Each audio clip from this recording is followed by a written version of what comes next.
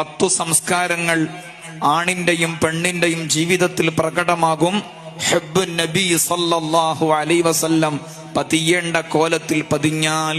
ഒന്നാമത്തേത് മുത്തിന്റെ ജീവിതം സ്വന്തം ജീവിതത്തിലേക്ക് ഏറ്റെടുക്കലാണ്.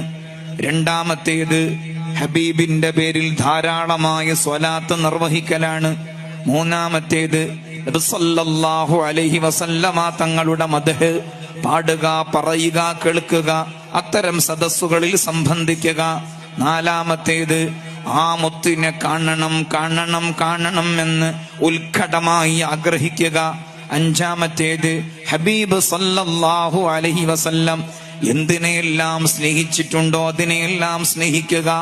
ആറാമത്തേത് ഹബീബ് സല്ലല്ലാഹു അലൈഹി വസല്ലം എന്തിനെയെല്ലാം വെറുത്തിട്ടുണ്ടോ അതിനെയെല്ലാം അവഗണിക്കും, അതിനെയെല്ലാം പരിഗണിക്കാതിരിക്കും. ഏഴാമത്തേത് വിശുദ്ധമായ ഖുർആൻ നന്നായി പാരായണം ചെയ്യും.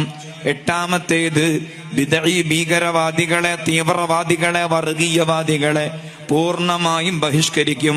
ഒൻപതാമത്തേത് ദീനിന് നിരക്കാത്ത തെറ്റുകുറ്റങ്ങൾ കാണുമ്പോൾ മനസ്സിൽ എന്തെന്നില്ലാത്ത ടെൻഷൻ ഉണ്ടാകും.